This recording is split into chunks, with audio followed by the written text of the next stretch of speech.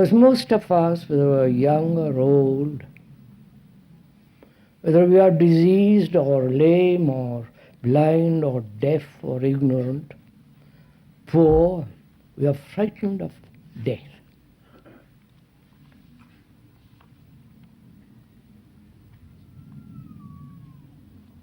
It's part of our tradition, part of our culture, part of our daily life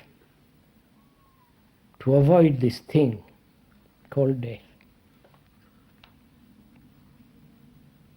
We have read all about it. We have seen people die. We have shed tears over them and felt this enormous sense of isolation, loneliness,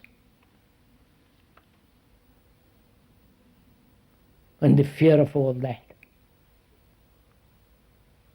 And from that there is this great sorrow, grief. Not only the human sorrow of two human beings, but also there is this great sorrow, global sorrow, sorrow in the world. I don't know if you are aware of all this. We've had recently 2 wars. Hasn't that created immense sorrow for mankind? No? Think how many women, children, people have cried and shed tears. They're not yours or my tears, but human tears of humanity. So there is a global sorrow, sorrow of the world, and a particular human being with his sorrow.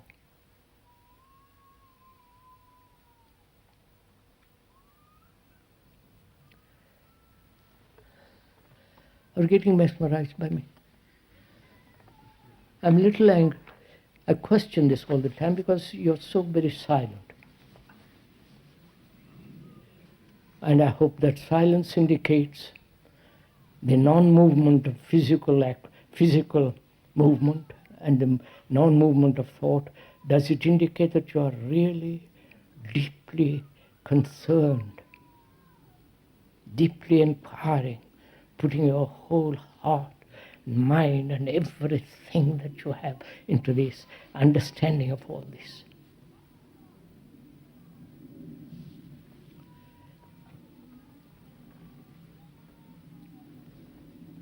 So before we go into the question of death, we must also understand the nature of sorrow. Why we shed tears, why we rationalize sorrow, why we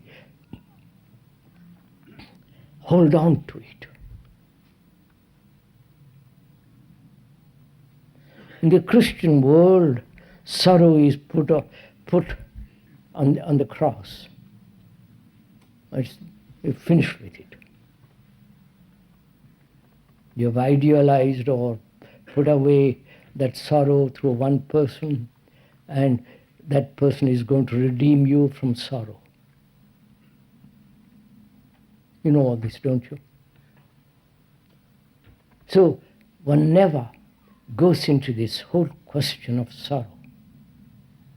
In the Asiatic world, sorrow is explained through various theories, very intelligent, very clever.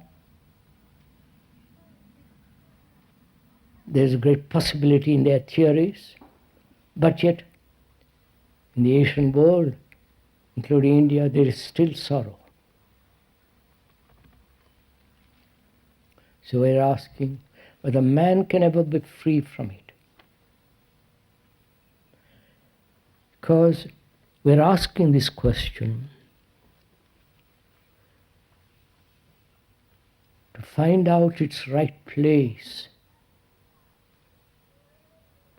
of sex, money, physical security, technological knowledge, and so on. All these have their right place. When once you have put these in their right place, freedom comes. So, sorrow. The word sorrow comes also, in that is involved passion. Passion, not lust, but that quality of mind when sorrow is completely, totally understood and gone into seeing the whole significance of it, then out of that comes passion. Not to paint pictures and all that. I don't mean all that kind of stuff. The passion. That quality of energy, which is not dependent on anything, environment, good food, and so on. It is that tremendous quality of energy, which may be termed as passion, comes out of the understanding of this burden which man has carried for millennia.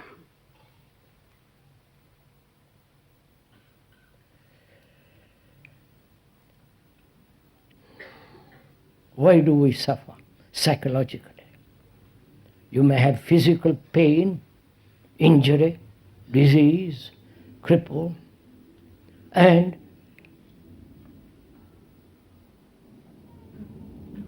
is it possible, please listen quietly, is it possible to put pain, physical pain, in its right place and not let it interfere with the psychological state of the mind? You understand what I'm saying? One has often physical pain in different forms. Or one may have serious sickness or cripple. And that illness, that sickness, that disease, that cripple, and so on, not to allow all that to interfere with the freedom, with the freshness of the mind. That requires tremendous awareness, watchfulness, to say physical pain not to be registered. You understand? Psychologically. Are we meeting each other? Huh? You've been to a dentist, haven't you? So all of us have been.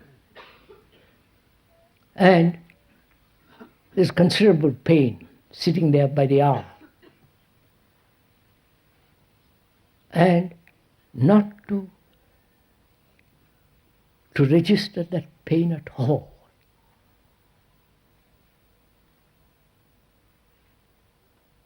Then, if you register it, then you're frightened to go there again.